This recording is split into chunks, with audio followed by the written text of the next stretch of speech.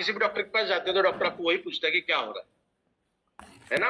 इसका मतलब जो हो रहा है वो ना हो इसीलिए मेडिकेशंस दी जाती है।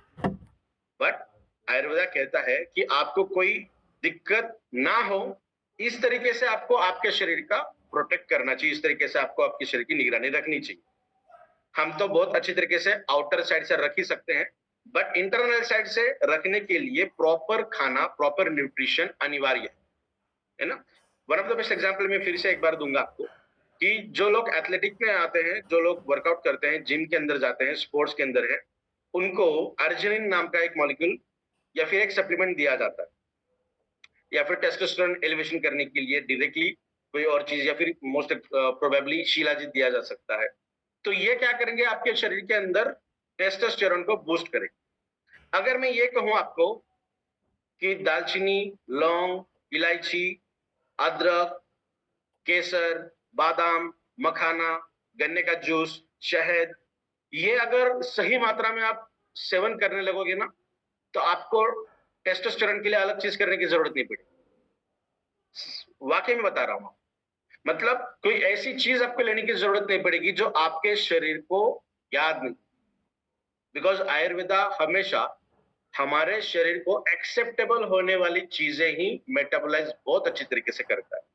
अगर कोई चीज अच्छी तरीके से मेटाबोलाइज ना हो रही है शरीर के अंदर, इसका मतलब मेरे शरीर के अंदर वो जो इंग्रेडिएंट मैं यूज कर रहा हूँ, जो खाना मैं खा रहा हूँ, वो बहुत सालों से मैं नहीं खा रहा हूँ, वो नया है मेरे शरीर में। जैसे जैसे अभी 2-4 जनरेशन बाद अगर हम देखेंगे ना, हमारी 2-4 जनरेशन के बाद वाली जनरेशन, वो पिज्जा बर्गर को बहुत इजीली मेटाबोलाइज कर, बट आज हम उतने इजी तरीके से बर्गर, पिज्जा, फास्ट फूड को मेटाबोलाइज नहीं करते। अगर मैंने एक बर्गर खाया तो 2-3 घंटे मुझे भूख नहीं लगेगी, बट मैंने एक रोटी खा ली है तो 2 घंटे के भीतर मुझे और भूख लग सकती है, क्योंकि उसका मेटाबॉलिज्म बहुत जल्दी तरीके से हुआ है। तो ये हमारे शरीर के अंदर परिवर्तन देखने मिलता है अगर जो चीज हम रेगुलर बेसिस पे generation to generation pass on करते हैं। तो इबैट्रिन मिबारेज मोर पर एक ऐसा प्रोडक्ट है जिसके इंग्रेडिएंट्स, ऑलमोस्ट सभी इंग्रेडिएंट्स ऐसे हैं जो हमारे शरीर के अंदर इजीली मेटाबोलाइज्ड होते हैं।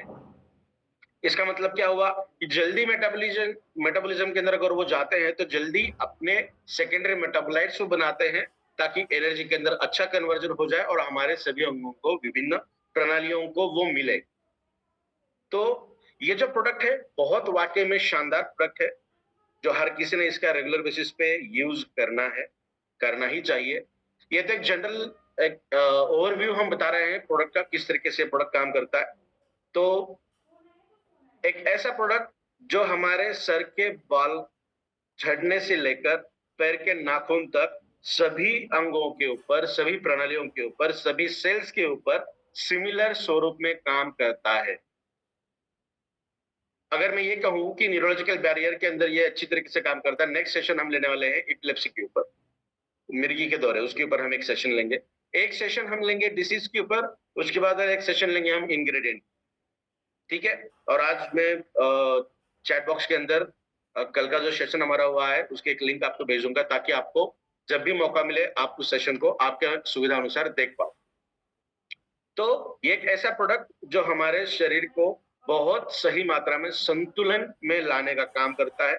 संतुलन अगर शरीर का बनाए रखा जाए तो हम बहुत अच्छी तरीके से प्रोटेक्टिव हेल्थ के अंदर काम कर पाएंगे। जैसा मैं हमेशा कहता हूं कि हमारे बॉडी को अल्कलाइन करने की जरूरत नहीं है। अगर मेरा शरीर अल्कलाइन हो गया तो गैस्ट्रोइंटेस्टिनल जो ट्रैक है, जो माउथ से लेके मेरे पेट तक एक्सक्रीशन के दौर पे भी, तो वो 99% खराब हो जाए अगर मेरा शरीर अल्कलाइन हो गया तो। बिकॉज फूड को डाइजेस्ट करने के लिए एसिड लगता है, वहां पे गर्मी लगती है ना? तो मेरे शरीर का जो पीएच है वो पीएच बैलेंसिंग मोड में आना चाहिए। मतलब कितना? 6.35 टू 7.35 टू 7.45 इसकी ये एक रेंज है। तो 0.10 का बफरिंग मैकेनिज्म वहां पे दिया जाता है। जब भी मैं खाना खा रहा हूं तो मेरे शरीर का एसिडिक कंडीशन बढ़ता है, बिकॉज एसिड सिक्रीशन मेरा शरीर करता है। जब उसे पता चलता है कि पेट के अंदर कोई कंटेंट आया है, कोई खाना आया है, उसे मुझे डाइजेस्ट करना है, तो हाइड्रोलाइटिक एंजाइम्स वहां सीक्रेट होती हैं, वो अपना काम करती है। उसके बाद फिर मेटाबोलाइट किए जाते हैं, सेकेंडरी मेटाबोलाइट्स, फिर अलग कन्वर्जेंस होती है शरीर के अंदर। अगर मेरे बॉडी का पीएच अगर अल्कलाइन हो जाएगा तो वो कॉम्पेंसेट किया जाएगा एसिड के साथ। तो एसिडिक कंडीशन थोड़ी सी वहां पे बढ़नी चाहिए डाइजेशन के लिए। अगर वो नहीं बढ़ी, अल्कलाइन ही रहा, तो मेरे पेट के अंदर का जो खाना है वो डाइजेस्ट नहीं हो पाए। बहुत लोगों को मैं ये भी देखता हूँ कि दिन में वो 2 से 3 बार पान खाते हैं। तो पान आपको अगर आदत है तो अच्छी आदत है। ऐसा पान खाना चाहिए जो हम थूक ना सके, उसे हम निगलना चाहिए, है ना? तो वो अगर दिन में एक बार आप खाओ, मोस्ट प्रोबेबली रात के समय में जब आप 7 से 8 के बीच में खाना खाते हो, 8:30 के लगभग आप अगर पान खाओगे तो आपका शरीर का डाइजेशन भी अच्छा हो जाएगा, आपके बॉडी में कैल्शियम भी अच्छी तरीके से मिलेगा। तो थोड़ा सा सावधान पूर्वक ये चीज आप कर सकते हो। तो ये हमारा आज का एक जनरल प्रोस्पेक्ट था इस प्रोडक्ट को लेते हुए। अभी हम हमारा जो मेन सेशन है वो शुरू करेंगे, जहां हम बात करने वाले हैं आपके जो क्वेश्चंस हैं उन क्वेश्चंस के आंसर्स देने। तो अगर प्रतीक सर अवेलेबल है तो मैं उनके तरफ हैंड ओवर करता हूँ कि आज हम अगला सेशन हम शुरू करें।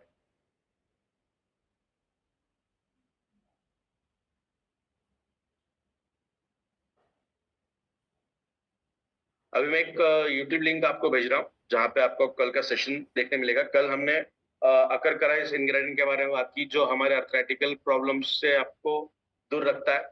जितने भी तरीके के पेन्स हैं आपके शरीर के अंदर उससे भी दूर रखने का काम करता है। मतलब एक नेचुरल पेन किलर के हिसाब से भी ये प्रोडक्ट काम करता है। आपको अलग तरीके के पेन किलर्स लेने की जरूरत नहीं पड़ेगी। अकरकरा एक ऐसा इंग्रेडिएंट है जो by default as a pain killer के तौर पे काम करता है। डायबिटीज के अंदर भी इसके अच्छे रोल हमें दिखाई देते हैं। हमारे डाइजेशन को तो ये बहुत प्रोबेबली इतना अच्छा बनाएगा। अगर आप रेगुलर बेसिस पे यूज करोगे ना तो आपको खुद पता चलेगा लगभग 1 वीक के भीतर कि आपका डाइजेशन बहुत अच्छी तरीके से होने लगा है। अभी डाइजेशन अच्छे से होना मतलब आपका जो पेट है वो पेट एकदम सॉफ्ट होना चाहिए। तो वो आपको लगभग 1 वीक के अंदर दिखाई देगा। तो मैं अभी आपको एक लिंक भेज रहा हूँ। आई होप सभी लोगों को लिंक मिली। तो अगर प्रतीक सर यहाँ पे अवेलेबल है? Yes, sir, I'm there. Yes, Yes, sir, so I'm over to there. you sir. Yeah, thank you so much, Vinay sir. पहले तो बहुत again wonderful session you had today. अब हम सर थोड़ा क्वेश्चन आंसर पहुंचते हैं, है ना? तो सर क्वेश्चंस कई सारे आते हैं और आज हमारे साथ वंदना जी भी हैं, विवेक नायक सर भी हैं। तीनों हम आपसे क्वेश्चनिंग करेंगे, है ना? और सभी पार्टिसिपेंट्स मैं अभी जो हमारा वो है कहते हैं चैट बॉक्स वो ओपन टू ऑल कर रहा हूँ। तो आप सब अपने क्वेश्चंस रख सकते हो। तो विनय सर सबसे पहले क्वेश्चन आ रहा है कई लोगों की, क्या अस्थमा पे काम करता है, क्या ये इन्फेक्शन पे काम करता है? तो कई बार लोग बोलते हैं ये डिजीज पे काम करेगा, वो डिजीज पे, तो उस पे क्या हमें रिप्लाई करना चाहिए? यस, इन्फेक्शन के ऊपर अगर मैं बात करना चाहूँ तो बहुत बेहतरीन तरीके के रिजल्ट हमें दिखाई देते हैं। चाहे किसी भी तरीके की इन्फेक्शन हो, बैक्टीरियल इन्फेक्शन हो सकते हैं, वायरल इन्फेक्शन हो सकते हैं, फंगल इन्फेक्शन हो सकते हैं, या फिर जब भी बॉडी के अंदर डब्ल्यूबीसी का काउंट बढ़ता है तो वो डिनोट करता है कहीं ना कहीं हमारे शरीर के अंदर अलग तरीके के इन्फेक्शन, इन्फेक्शियस पार्टिकल की ग्रोथ हो रही है। तो देखिए जब भी शरीर के अंदर पीएच अगर बैलेंस मोड में अगर आता है ना तो किसी भी तरीके के इन्फेक्शियस पार्टिकल्स वहां पे सरवाइव नहीं करते, सबसे इंपॉर्टेंट चीज। और जब आप इस प्रोडक्ट का इस्तेमाल करोगे रेगुलर बेसिस पे तो लगभग 3 से 4 महीने के भीतर, अराउंड 4 मंथ्स, 4 मंथ्स के बाद आपका जो शरीर है वो इतना अच्छे तरीके से काम करेगा कि आप खुद नोटिस कर पाओगे कि आपको जो इन्फेक्शंस पहले रेगुलर बेसिस पे होते थे वो इन्फेक्शंस अभी आपको नहीं हो रहे, बिकॉज आपका शरीर बहुत अच्छी मात्रा में संतुलन में आ चुका है। और इसके अंदर सैबरी है, दैट इज विटामिन सी का बहुत अच्छा सोर्स है इसके अंदर है। कुर्कुमिन C3 कॉम्प्लेक्स इसके अंदर बहुत शानदार तरीके से है। अश्वगंधा भी है, अदरक भी है। तो ये एंटी इन्फ्लेमेशन के तौर पे भी बहुत शानदार तरीके से काम करता है। इन्फेक्शन होने के बाद शरीर के अंदर जो भी दिक्कतें हमें दिखाई देती है तो उनको ओवरकम करने के लिए प्रोडक्ट शानदार तरीके से काम करते हैं। ये बात अलग है कि जब हमें इन्फेक्शन है और इन्फेक्शन बहुत ज्यादा मात्रा में बढ़ चुका है, ऑलमोस्ट जैसे हम कैंसर के बारे में कहेंगे कि 3rd स्टेज या 4th स्टेज में है, तो ऐसे क्रिटिकल कंडीशन की अगर हम बात छोड़ दें तो रेगुलर बेसिस पे बहुत शानदार तरीके से हमें रिजल्ट अच्छे मिल सकते हैं इन point of infection.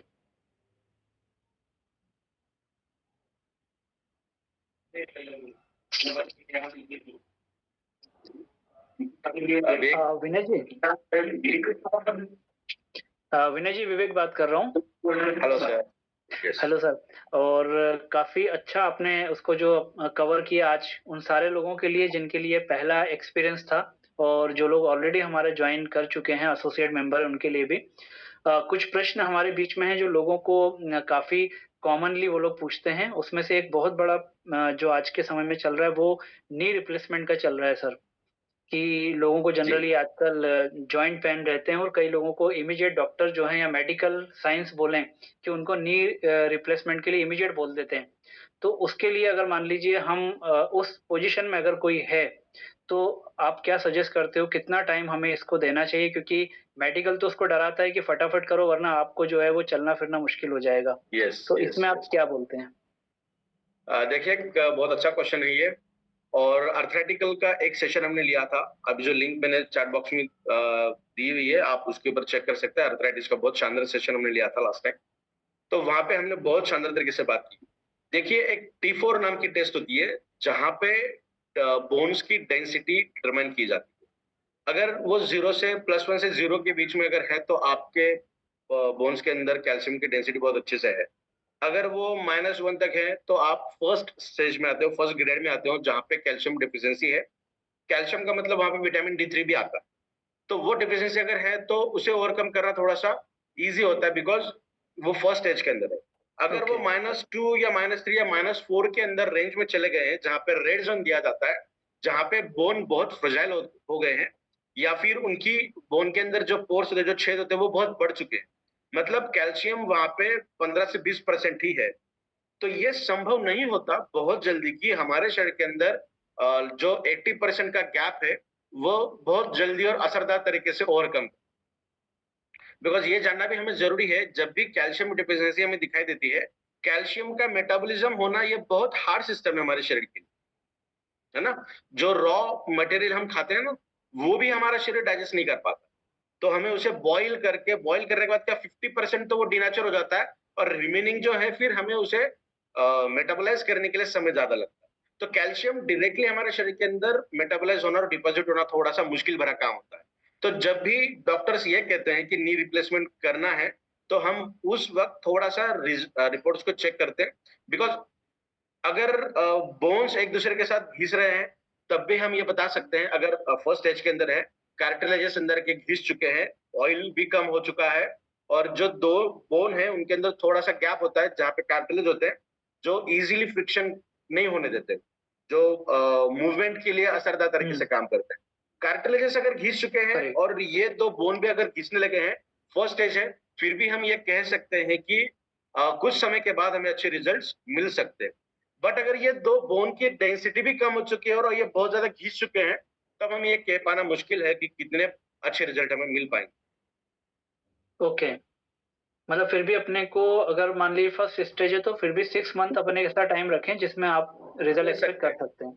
Yes, yes. जी, दूसरा सर एक और प्रश्न है कि मतलब जैसे छोटे बच्चों की अगर बात करें तो कई पेरेंट्स को ये भी डर लगता है कि इस प्रकार के प्रोडक्ट जो हैं वो बच्चों के शरीर के लिए स्टार्टिंग में नुकसानदायक तो नहीं रहेंगे, उनको ओवरडोज़ तो नहीं रहेगा इन सब विटामिन्स, मिनरल्स जो भी हम कवर कर रहे हैं। तो आपके हिसाब से मिनिमम एज क्या हो सकती है जिसमें हम दे सकते हैं बिना किसी इश्यू के? यस, ये भी एक अच्छा सवाल है। मैं थोड़ा-सा बैकग्राउंड भी अलग तरीके से आपको बताना चाहूँगा। देखिए, जब विनय भी जी बच्चे इसमें हम 2 5 चीज़ें विनय जी इसमें 2 चीज़ें अगर करेंगे तो अच्छा रहेगा। एक ऐसा कि एक नॉर्मल चाइल्ड है, तो उसका और एक है जिसको कुछ मतलब चैलेंजेस हैं, हेल्थ इश्यूज़ कुछ हैं, तो उसमें अपन दोनों बच्चों में कैसे सेग्रीगेट कर सकते हैं सर? Yes, yes, yes. बिल्कुल, यस। बिल्कुल। दोनों दोनों भी कंडीशन में अगर 12 साल से 10 साल से छोटे बच्चे हैं, तो उनको हमें दिन में 1 ही बार देना है। लगभग 1 मटर के दाने की तरह, 1 चने के दाने की तरह, दैट इज़ सफिशिएंट। अगर डायरेक्टली नहीं ले पा रहे हैं वो, तो आधा ग्लास गुनगुना पानी रखिए। उसके अंदर 1 मटर के दाने कितना प्रोडक्ट डालिए, उसे कंप्लीटली विगरसली शेक करिए, मिक्स करिए चम्मच से और वो पानी उनको पिलाने के लिए दीजिए आप। पीने के लिए दीजिए। तो लगभग 10-12 साल के नीचे के बच्चे हैं, तो उनको हम दिन में 1 बार इस तरीके से दे सकते हैं। चाहे वो बच्चा नॉर्मल है या फिर किसी पर्टिकुलर डिसीज या डिसऑर्डर से जूझ रहा है। तो जैसा आपने अभी कहा कि बच्चों को ये देना कितना सेफ रहेगा, तो ये थोड़ा मैं आपको क्लियर करना चाहूँगा। देखिए, बच्चों के बॉडी के अंदर ना न्यूट्रिशन की डिफिशियंसी नहीं होती, बट उनको न्यूट्रिशन ज़्यादा मात्रा में लगती है क्योंकि वो डेवलपिंग स्टेज के अंदर है ना? उनके बॉडी के अंदर विभिन्न हिस्से, विभिन्न ऑर्गन्स हैं, सिस्टम्स हैं, वो डेवलप हो रही है। तो जब भी डेवलपिंग मोड में कोई बच्चा रहता है, तो उनको रिसोर्सेज़ ज़्यादा लगती है ना? और एक चीज़ हमें देखने मिलती है कि बच्चा अगर एक चॉकलेट खाता है, एक कैडबरी खा रहा है, या फिर एक चिप्स का पैकेट खा रहा है या फिर कुरकुरे खा रहा है, तो उनके शरीर के अंदर ना ऐसा नहीं है कि दिन में 2 बार खाना चाहिए, दिन में 3 बार खाना चाहिए। वो बच्चा नेचर ने हमें इतना अच्छा बनाया है ना, हम क्या करते हैं, अभी मुझे वेट लॉस करना है, तो मुझे एक्सरसाइज करनी पड़ेगी और कैलोरी डेफिशिएंट खाना खाना पड़ेगा। आप समझ रहे हैं सब लोग? Calorie deficient. बट जब एक बच्चा ₹5 का चिप्स का पैकेट खाता है, तो उसके शरीर के अंदर उतनी ज़्यादा मात्रा में कैलोरीज़ ऑलरेडी जा चुकी है कि वो खाना नहीं खाएगा। अगर आप उसे ज़बरदस्ती खाना खिला रहे हो, तो वो उसके शरीर में किसी भी तरीके से काम नहीं करता। ओके। तो आप जब ये प्रोडक्ट बच्चों को दोगे, तो बच्चों को जो न्यूट्रिशनल रिक्वायरमेंट है, डेफिशिएंसी की बात नहीं कर रहा हूं मैं, रिक्वायरमेंट की बात कर रहा हूं, तो वो रिक्वायरमेंट के जरिए अच्छे से मिल पाएगी। तो बिल्कुल सेफ रहेगा। जब भी बच्चे बाहर का खाना शुरू करते हैं, burger, pizza, samosa, chocolates, toffees, ये जब भी बाहर का खाना शुरू करते हैं, तो दिन में आप एक बार बच्चों को डेफिनेटली दे सकते हैं, जो उनकी ग्रोथ के अंदर बहुत अच्छे तरीके से काम करेगा। इसमें सर एक प्रश्न और भी जैसे साथ में अगर अटैच करें कि 4 साल का अगर बच्चा है और थैलीसीमिया वाले चैलेंज से अगर वो लड़ रहा है, तो उसमें भी हम इस चीज़ को कर देखिए, सकते हैं? थैलेसीमिया जो है वहाँ पे बॉडी के अंदर ब्लड ही नहीं बनता। तो उस तरीके में हमें ये प्रोडक्ट लगभग 4 या 5 लोगों को हमने दिया था product trial and error basis के ऊपर। कुछ खास रिजल्ट हमें नहीं मिले हैं बिकॉज़ आरबीसी का प्रोडक्शन हमारे बोन मैरो के अंदर होता है और बोन मैरो के अंदर अगर प्रोडक्शन नहीं हो पा रहा है तो वहाँ पे अलग तरीके से कोई मेडिकेशंस देके ब्लड आरबीसी का प्रोडक्शन करना इम्पॉसिबल है। तो थैलेसीमिया के अंदर हमें अच्छे रिजल्ट अब तक नहीं मिले। ओके, ठीक है। Yes yes madam. जी वंदना जी। यस, आज हम तीनों को बेनिफिट मिला है आपसे क्वेश्चन आंसर करने का। तो जैसे आपने प्रोडक्ट्स के बारे में बहुत अच्छा यहाँ पे एक्सप्लेन किया और बहुत अच्छा इंफॉर्मेशन दिया सबको। लेकिन ये एक जैसे आपने यहाँ पे इतना सारा इसके ऊपर स्टडी किया है, इतना सारा रिसर्च किया है, तो आप अच्छी तरह से इसको एक्सप्लेन कर पा रहे हो। लेकिन यहाँ पे बात है जनरल जो यहाँ पे सब लोग हैं, जो डिस्ट्रीब्यूटर है, जो अलग-अलग फील्ड से आए हैं। तो जैसे हमारा यहाँ पे एक वो बात कर सकते हैं कि बायोटेरम की बात करें तो उसमें कैसे होता है कि एक लोग ये पूछते हैं कि अगर हमको सिंपल वे में एक या 2 सेंटेंस में किसी को मोर पावर के बारे में बताना है, तो हम लोग इसके स्पेशल जो बोलते हैं ना कि पंच लाइन क्या बोल सकते हैं इसका? ये प्रोडक्ट है जो आपके हर सेल की रिक्वायरमेंट को फुलफिल करता है। तो हर सेल का मतलब क्या हुआ? ब्रेन की सेल अलग, हार्ट की सेल अलग, लंग्स की अलग, पेट की अलग, हाथ की अलग, पैर की अलग। तो हमारी शरीर के अंदर जो सेल्स हैं, उनकी जो भूख है, उसे कंप्लीट करने का काम इस प्रोडक्ट के द्वारा हम कर सकते हैं। तो ये एक लाइन अगर हम बता दें तो बहुत बेहतरीन तरीके से ये वर्क करता है। यस, जैसे अलग-अलग क्वेश्चंस आते हैं उसमें से ज्यादातर मोर पावर में जो डिस्ट्रीब्यूटर या फिर हमारे कस्टमर जिसको हम शेयर करते हैं, तो जो कॉमन क्वेश्चन आता है कि जब इनटेक करने की कोई चीज आती है ना, तो लोग बहुत सारे क्वेश्चन पूछते हैं कि इसमें क्या है, कौन सा इंग्रेडिएंट्स है, या फिर साइड इफेक्ट्स करेगा, नेचुरल है, हर चीज बताते हैं, लेकिन फिर भी एक क्वेश्चंस बहुत सारे रहते हैं कस्टमर के दिमाग में। तो ऐसा कुछ हम बोल सकते हैं कि जिसमें हम लोग उसके जो क्वेश्चन है उसको क्योर कर सके? देखिए, ये जो प्रोडक्ट है, सबसे पहले जितने भी सर्टिफिकेशंस मिलती हैं हमें, हमारी डाइटरी सप्लीमेंट्स के तौर पे, वो सब सर्टिफाइड इसके अंदर है। दूसरा, आयुष मिनिस्ट्री से आयुष सर्टिफिकेट हमें मिला है और जो लैब सर्टिफिकेट हम साथ में देते हैं, आपको मिलता है बॉक्स के ऊपर जब आप स्कैन करोगे तब। वो एक ऐसी लैबोरेटरी से हमने किया है, जो लगभग 45 दिन का समय उनको लगा उस सर्टिफिकेट को इश्यू करने के लिए और जो भी एनालिसिस उन्होंने की है, लगभग अगर मैं बताऊं आपको कि एक्स केमिकल उन्होंने यूज किया एनालिसिस के लिए, वाई केमिकल यूज किया है, जेड केमिकल यूज किया है, तो वो पूरा बैकग्राउंड का डेटा, रॉ मटेरियल का डेटा उनको गवर्नमेंट को सप्लाई करना होता है और जब गवर्नमेंट फिर से एक बार चेक करती है और जब सही मायने में जो भी एनालिसिस उन्होंने किया वो अगर सही है, तभी वो लैब रिपोर्ट हमें मिलती है। तो वो लैब रिपोर्ट हमारे पास है। तो हमें ये डरने की जरूरत नहीं है कि ये प्रोडक्ट कितना असर करेगा या किस तरीके से वर्क कर पाएगा। थैंक यू विनय जी। और जैसे कि अभी हम लोग क्वेश्चन आंसर रखा, तो अभी चैट बॉक्स में सब लोग लिख रहे हैं जैसे कि अलग-अलग बीमारियों की मैसेज आ रहे हैं कि ये बीमारी में यूज कर सकते हैं, क्योंकि बीमारी और डिसीज के ऊपर अगर हम जाएंगे तो बहुत सारे डिसीज है और क्वेश्चन आंसर कभी खत्म ही नहीं होंगे हमारे। ठीक है, तो इसका अगर कुछ हम रिप्लाई कर सके सबको तो, क्योंकि सबके जो मैसेज आ रहे सब अलग अलग यस यस यस। सबके अलग अलग बीमारियां फेस कर रहे होते, तो सब अलग अलग क्वेश्चन पूछ रहे हैं। देखिए मोस्ट प्रोबेबली जैसा मैंने अभी प्रेजेंटेशन के अंदर कहा कि लगभग 8,500 से भी ज्यादा डिसीजेस बीमारियां ऐसी हैं जो न्यूट्रिशनल इम्बैलेंसेस की वजह से हमें दिखाई देती है। और एक मैं चीज बताता हूँ, अब तक तो हमने डिफिशियंसी के बारे में बात की है ना कि कैल्शियम डिफिशियंसी हुआ तो ये होगा वो होगा। कैल्शियम अगर बॉडी के अंदर एक्स्ट्रा ज्यादा हुआ तो उसके भी क्लॉट्स बनते हैं, वो भी क्लॉट्स बनती है हमारी ब्लड वेसल के अंदर, तो वो बहुत ठीक बनती है, बहुत हार्ड बनती है, उसे क्रश कर पाना भी मुश्किल होता है। तो ये प्रोडक्ट वैसे अगर कैल्शियम की या फिर किसी अलग तरीके के स्टोन्स भी बने ना, उसको भी ओवरकम करने का काम करेगा, बिकॉज ये एक ऐसा प्रोडक्ट है जो आपके शरीर को संतुलित मात्रा में लाने का काम करेगा। तो आपको अभी तय करना है कि आप जिस डिसीज या डिसऑर्डर्स के बारे में बात कर रहे हो वो न्यूट्रिशनल डेफिशिएंसी की वजह से है या किसी और तरीके से हुआ। तो अगर ये आप थोड़ा सा डिफरेंशिएट कर पाओगे तो आपको ये तुरंत समझ में आएगा कि ये प्रोडक्ट अगर हम रिकमेंड करना चाहते हैं तो डेफिनेटली न्यूट्रिशनल रिक्वायरमेंट की वजह से या फिर डेफिशिएंसी की वजह से वो दिक्कत हमें मिली है। अच्छा, तो यहाँ पे ऐसा कह सकते हैं कि न्यूट्रिशन की जो डेफिशिएंसी होती है जिसकी वजह से जो प्रॉब्लम्स होते हैं उसमें बहुत अच्छा इफेक्टिव रिजल्ट हम लोग क्योर कर सकते हैं। Yes yes yes. और यहाँ पे एक डोज के बारे में हमेशा क्वेश्चंस होते हैं। सब लोगों को पता है, आपने बहुत सारी बार यहाँ पे सेशन के माध्यम से बताए, ऑफलाइन भी आपने बहुत सारे प्रोग्राम्स में बताए, लेकिन फिर भी हमेशा क्वेश्चंस लोगों के होते हैं डोज के बारे में कि क्या और किस तरह से कितना लेना है, और बच्चों के बारे में खास पूछते हैं लोग, देना है कि नहीं देना है। जी, देखिए बच्चों के बारे में अभी हमने बता दिया कि बच्चों को दिन में एक ही बार हमें देना है, लगभग 1 मटर के दाने कितना, सुबह और शाम, ऐसा 2 तरीके से नहीं करना है, एक बार हम दे सकते हैं। सुबह अगर दोगे तो भी दिक्कत नहीं है, दोपहर में दोगे तो भी दिक्कत नहीं है, रात में दोगे तो भी दिक्कत नहीं है। अडल्ट की अगर हम बात करेंगे तो उनको दिन में 2 बार ये प्रोडक्ट लेना है, सुबह और शाम। सुबह उठते ही सबसे पहले आपको लेना है ब्रश करने से पहले।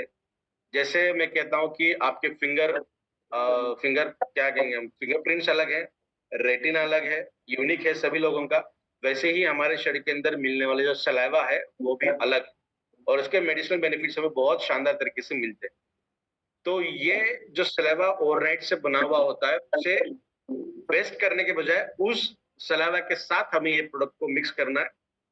आधा चम्मच आपको लेना है, आपके बॉक्स के अंदर आपको चम्मच भी दिया गया है, तो उसका आधा चम्मच प्रोडक्ट लेना है, सलाइवा के साथ मिक्स करना है, मतलब रोल ऑन करना है। जब तक इसका जूस निकलेगा आपको एंगल्फ करना है। 10-1 मिनट के बाद इसे चबा करके आप खा सकते हो। 15 मिनट के बाद आपको आधे से 1 ग्लास गुनगुना पानी बहुत अनिवार्य है लेने के लिए, जो आपके ब्लड सर्कुलेशन के अंदर अच्छा काम करेगा, ऑक्सीजन कैरिंग कैपेसिटी को अच्छा काम करेगा, हीमोग्लोबिन को भी सर्कुलेट करने में अच्छा काम करेगा, फेरस को भी मेंटेन करने का काम करेगा, और जो खून के अंदर जो भी न्यूट्रिशन होती है ना, जो सर्कुलेशन के अंदर काम करता है, तो उसको भी मूव ऑन करने का बहुत अच्छा काम करेगा। अगर मैं रिकमेंड करना चाहूँ तो समर सीजन के अंदर भी मैं सभी लोगों को रिकमेंड करूंगा कि आप भी थोड़ा सा गुनगुना पानी दिन में रेगुलर बेसिस पे पिया करें। ये तो रहा सुबह का। रात को खाना खाने के आधे से 1 घंटे के बाद आपको लेना है, जो गैस्ट्रोइंटेस्टाइनल ट्रैक्ट से परेशान है, तो लगभग 90% लोगों को वो तकलीफ है ही। तो खाना खाने के आधे से 1 घंटे के बाद आपको फिर आधा चम्मच लेना है। उसी तरीके से एक 10 मिनट तक उसे रोल ऑन करना है, फिर आधा एक 15 मिनट के बाद आधे से 1 ग्लास गुनगुना पानी आपको पीना है। तो ये 2 तरीके हैं आपको सुबह और शाम यूज करने के लिए। अगर कोई ऐसा पर्सन है जो सेक्सुअल अपलिफ्टमेंट के लिए ये प्रोडक्ट यूज करना चाहता है, तो वो सुबह शाम अलग-अलग यूज करने की जरूरत नहीं है। जो चम्मच आपको दिया गया है वो फुल स्पून आपको रात को एक ही बार लेना है, और आपको पानी पीने की जरूरत नहीं है। आपको 10 से 15 मिनट के बाद आधे से 1 कप ठंडा दूध पीना अनिवार्य है। तो आपकी बॉडी के अंदर स्पर्म काउंट को बढ़ाएगा, उसकी मोटिलिटी को बढ़ाएगा, थिकनेस को बढ़ाएगा, लोकोमोशन को उसके बढ़ाएगा, उसकी क्वालिटी भी को इम्प्रूव करेगा। तो ये 2 ही सिस्टम है जो हमें प्रोडक्ट को लेना है। सर, यहाँ पे एक और भी क्वेश्चन है कि हमने यहाँ पे स्वर्ण भस्म जो आपने बताया यूज किया है, तो उससे ये क्वेश्चन पूछ रहे कि उससे कुछ नुकसान तो नहीं होता है, क्योंकि जो जो बंदा इसके बारे में नहीं जानता है ना, उसके दिमाग में अलग अलग टाइप के क्वेश्चंस आते हैं। और दूसरा ये बहुत कहते हैं कि अगर ये मोर पावर जैसे हमने बताया सप्लीमेंट्री है, तो इससे क्या मोटापा होता है क्या? नहीं, नहीं, नहीं। देखिए अगर आप थोड़ा सा आकर करा जो कल का सेशन था ना, वो लिंक मैंने भेजा, आप एक बार चेक करना। उसके अंदर मैंने कहा है कि ये आपके डाइजेशन को इम्प्रूव करेगा। डाइजेशन अगर आपका सही मायने में काम करने लगा ना, तो आपका वेट रिड्यूस हो जाएगा।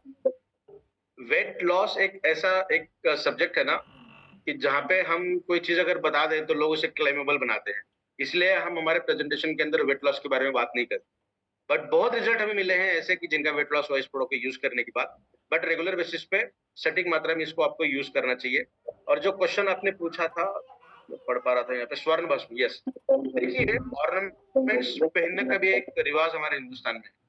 और अगर मैं 1 साल से गोल्ड पहन रहा हूँ, तो 1 साल के बाद जितना उसका पहले वजन था उतना वजन अभी नहीं है। वो मेरे शरीर ने थोड़ा सा उसको एब्जॉर्ब कर लिया है। इसीलिए तो हम गोल्ड वगैरह पहनते हैं ना, कि हमारे शरीर के अंदर वो मिले। हमारे स्पर्म के टिप के ऊपर गोल्ड पार्टिकल रहता है, जो हमारे स्पर्म के अंदर के डीएनए की मेंटेन करके रखता है। अगर स्वर्ण आपके शरीर के अंदर अच्छे से जाता है ना, आपका ब्रेन, न्यूरोडिजेनरेटिव डिसीजेस, आपके ब्रेन की पावर, आपका आईक्यू, और जो नेक्स्ट जनरेशन हमारी मिलती है, वो जो प्रोसेस होता है उस प्रोसेस के अंदर भी ये काम करता है। देखिए, जब बच्चे पैदा होते हैं 2 से 3 महीने के बाद, उनको जो सबसे पहले दिया जाता है ना, जो चटाते हैं, शहद, और उसके साथ 100% गोल्ड भी दिया जाता है ताकि उनका ब्रेन अच्छे से काम करे। हमारा सौभाग्य है कि हमें इस एज के अंदर भी गोल्ड यूज करने में मिल रहा है खाने के तौर पे, और वो एडिबल गोल्ड है। देखिए, ये एक प्रोडक्ट जो है ना, ये प्रोडक्शन वाला नहीं है, ये फॉर्मुलेशन वाला प्रोडक्ट है। तो ये हमने एहतियात 100% मेंटेन किया है कि किसी को ये प्रोडक्ट अगर अच्छा लगे और उसने 4-5 चम्मच खा लिया, तब भी उसके बॉडी को जितना मिलना है उतना ही मिलेगा, रिमेनिंग जो है बॉडी के बाहर निकल जाएगा। इसलिए हम कहते हैं कि आधा चम्मच लीजिए सुबह, आधा चम्मच शाम में लीजिए। ये मैंने बनाया प्रोडक्ट, मेरे मैन्युफैक्चरिंग में ऐसा भी कह सकता हूँ कि दिन में 4 चम्मच सुबह, 4 चम्मच शाम में खाइए, जितना बिकेगा उतना मुझे प्रॉफिट होगा। तो हम ऐसा कभी नहीं कहते कि आपको इतना ही कहते हैं कि सुबह आधा चम्मच, शाम में आधा चम्मच आपको खाइए, बिकॉज जितना ज्यादा खाओगे उतना अच्छा रिजल्ट नहीं मिलेगा। जितना मिलना चाहिए उतना आधा चम्मच में आपको मिलता है, तो डरने की बात नहीं है। यस सर, एक क्वेश्चन बार बार लोगों का आ रहा है कि मोर पावर खाने के बाद लोगों को एसिडिटी सी फील हो रही है। कई लोगों को, मतलब नॉट मैक्सिमम, बट एक दो लोगों को एसिडिटी फील हुई, तो उसका क्या हम बताना चाहेंगे? देखिए, जब भी कोई प्रोडक्ट ऐसा हो जो हमारे शरीर के अंदर टेस्टोस्टेरोन को एलिवेट करने का काम करे, या फिर अर्जिनिन जैसा एक कंटेंट आए, या फिर अश्वगंधा भी आप ले रहे हो, या फिर हल्दी का दूध भी आप पी रहे हो ना, अगर आपने हल्दी का दूध, जब दूध बॉइल्ड होता है उस वक्त अगर हल्दी आपने डाल दी, तो आपको उसके अच्छे रिजल्ट मिलेंगे, मतलब एसिडिटी नहीं होगी। बट जब ठंडा हो चुका है, ऊपर से हल्दी मिक्स करके आप पियोगे ना, कुछ लोगों को उसके बाद भी एसिडिक कंडीशन बढ़ती है। तो एसिडिटी का बढ़ना ये हमारे लिए अच्छी बात है, बिकॉज ये हमें पता चलता है कि प्रोडक्ट आपके शरीर के अंदर जाकर काम कर रहा है। टेम्परेचर भी बढ़ेगा बॉडी का और एसिडिक कंडीशन भी बढ़ेगी। बट अगर ज्यादा आपको एसिडिटी की तकलीफ हो रही है, तो प्रोडक्ट थोड़ा सा उसका क्वांटिटी कम करके आप यूज कर सकते हैं।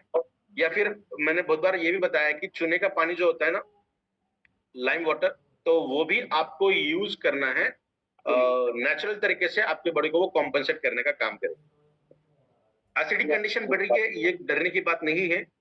थोड़ा सा प्रोडक्ट की क्वांटिटी कम करिए आपको, और दिन भर गर्म पानी पी सकते हैं आप। गर्म पानी से एसिडिक कंडीशन कम होती है। तो हमें थोड़ा सा कंट्रोवर्शियल लग सकता है, हम ठंडा पानी पीते हैं, फिर कोल्ड ड्रिंक्स पीते हैं, या फिर इनो पीते हैं ठंडे पानी के अंदर, जो अच्छा हमें रिजल्ट मिले। बट गर्म पानी अगर आप पियोगे तो एसिडिक कंडीशन उससे भी कम हो जाएगी। घबराने की बात नहीं है, कुछ दिनों के बाद आपकी एसिडिटी 100% कम हो जाएगी। विनय जी, एक प्रश्न और है। किडनी और शुगर एक साथ हैं, अगर मान लो ये चैलेंज, तो इस पे ये प्रोडक्ट के लिए किन चीजों का अपने को ध्यान रखना पड़ेगा? ये क्वेश्चन हमको थोड़ा सा बार बार आ रहा है सर। देखिए, किडनी की अगर बात करें ना हम, तो आपको बहुत सारे पथ्यों करने पड़ेंगे, बहुत सारे पथ्य करने पड़ेंगे इन टर्म्स ऑफ आयुर्वेदा। जैसे कि आपको स्पिनच नहीं खाना है, आपको खीरा नहीं खाना है, आपको टमाटर नहीं खाने हैं, आपको ब्रिंजल नहीं खाना है, आपको डेयरी वाले कोई प्रोडक्ट नहीं खाने, ना छाछ, ना दही, ना दूध, ना कॉफी। ये सब चीजों को आपको त्याग करना पड़ेगा इनका, अगर आप किडनी से थोड़े से परेशान हो तो। ये मैं कर रहा हूँ क्रिटिकल कंडीशन की बात। अगर जनरली अगर है तो कोई दिक्कत नहीं है, थोड़ा सा प्रमाण भी कम कर देगा तो दिक्कत नहीं है। हम किडनी पेशेंट को कब रिकमेंड नहीं करते हैं? जब पर्सन डायलिसिस पे, बिकॉज जब एक्सट्रीम क्रिटिकल कंडीशन में है तो ट्रायल एंड एरर बेसिस करने का कोई वहां पे जरूरत नहीं है, इसलिए हम उनको रिकमेंड नहीं करते। डायबिटीज की अगर हम बात करेंगे तो जब भी HbA1c उनका 7 से ज्यादा है तो उन्हें हम रिकमेंड नहीं करते। अगर किसी पर्सन ने गलती से खा लिया तो कोई दिक्कत नहीं है, बट जब कोई पर्सन क्रिटिकल कंडीशन के अंदर है तब डॉक्टर्स भी ज्यादा रिस्क नहीं लेते। तो हम न्यूट्रास्यूटिकल वाला प्रोडक्ट यूज कर रहे हैं, हम इंफॉर्मेशन दे रहे हैं प्रोटेक्शन की, हमारे बॉडी के अंदर न्यूट्रिशन की वजह से जो दिक्कत है उसको ओवरकम करने की। बट अगर कोई पर्टिकुलर क्रिटिकल कंडीशन या डिसीज के अंदर बात कर रहे हैं तो जरूरत नहीं है हमें वैसे पर्सन को देने की। याद रखिएगा डायबिटीज के अंदर जब भी HbA1c एक ऐसा कंडीशन होती है जिसको बाद ही डॉक्टर ये तय करते हैं कि आपको इंसुलिन देना है तो कितना देना है, अगर नहीं देना है तो टैबलेट आपको रिकमेंड करेंगे। समझ रहे हैं आप? तो आपकी शुगर 200 है, 250 है, 300 है, इससे मतलब नहीं है। आपकी शुगर कितनी कम है उससे भी मतलब नहीं है। आपका HbA1c कितना है वो डिटरमाइन करता है आपको इंसुलिन देना है या टैबलेट देना है। तो जब भी प्रोडक्ट किसी डायबिटिक पर्सन को दे रहे हैं तो जरूर यह ध्यान रखिएगा कि उनके HbA1c कितना है। लेस देन 7 है, 7 से कम है तो डेफिनेटली हम हमारा प्रोडक्ट कम मात्रा में उनको दे सकते हैं। चाहे वो इंसुलिन भी ले रहे हैं तो भी दिक्कत नहीं है, बट HbA1c उनका 7 से ज्यादा है और वो इंसुलिन नहीं ले रहे हैं, टैबलेट भी नहीं ले रहे हैं, फिर भी उनको हमें ये प्रोडक्ट रिकमेंड नहीं कर, क्योंकि फिर से एक बार क्रिटिकल कंडीशन के अंदर हमें ट्रायल एंड एरर नहीं करना है। हम जनरल वेलबींग के लिए ये प्रोडक्ट रिकमेंड कर रहे हैं। करेक्ट। और मतलब सर जहाँ तक ऐसा लगता है कि अगर एक ही कोई प्रोडक्ट हमें सारी चीज़ें हमारे शरीर का पूरा कर रहा है, जो आपने बताया कि तो वो सैनिक है लड़ने के लिए, जिनको जहाँ ज़रूरत होती है वो वहाँ पर कॉम्प्लीमेंट्री उस अपने वर्क को करने का काम करते हैं। फिर भी 2-3 लोगों का बोलना है कि यार दूसरी आयुर्वेदिक दवाइयों के साथ में इसको लिया जा सकता है। तो देखिए आपके जो मेडिसिन चल रहे हैं ना वो तमाम मेडिसिन आपको बंद करने की जरूरत नहीं है। कोई आप किसी ने ये भी क्वेश्चन किया कि आप कोई और एक तरीके के सप्लीमेंट्स ले रहे हैं तो भी दिक्कत नहीं है। आप रेगुलर बेसिस पे जो चीज खा रहे हैं वो खाइए, किसी चीज को बंद करने की जरूरत नहीं है। अगर कोई मेडिसिन भी आप ले रहे हैं ना, जितना रिसर्च मैंने इस प्रोडक्ट के लिए किया है, आज भी मैं बहुत सारा स्टडी करता हूँ, तो आने वाले दिनों के अंदर आपके डॉक्टर्स जहाँ से आप प्रिस्क्रिप्शन लेते हो, जहाँ से दवाएं लेते हो, वही डॉक्टर आपके डोसेज को कम करके आपको देंगे। इतना सक्षम ये प्रोडक्ट है। तो प्रोडक्ट यूज करने के लिए आपको किसी और चीज को बंद करने की जरूरत नहीं है। Along with everything you can take this product. आपको सुबह, और ये भी चीज हमें दिखाई देती है, कुछ लोगों को सुबह उठते बराबर सबसे पहले चाय पीने की आदत है या गर्म पानी पीने की आदत है या फिर कुछ काढ़े पीने की आदत होती है, उसके बाद ही वो कोई और चीज खा सकते हैं। कोई दिक्कत नहीं है, आप सुबह भूल चुके हो, दोपहर में 12 बजे आपको याद आया, 12 बजे भी आप प्रोडक्ट खा सकते हो, कोई दिक्कत नहीं है।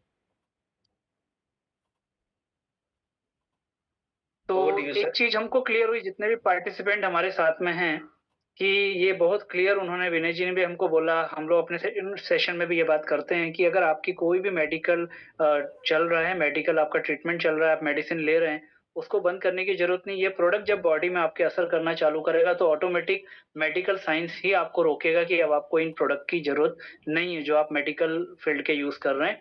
और मेरा ऐसा मानना है कि अगर विनय जी ने ये बात बोली है तो हमको इस बात को बहुत ध्यान से समझना होगा कि वो ये नहीं बोल रहे कि आप सब कुछ बंद करके आप हमारे प्रोडक्ट लो, वो बोल रहे हैं वो चलने दो, आपको धीरे-धीरे रिपोर्ट्स ही इस बात को बोलेंगी कि आपको बंद करना चाहिए।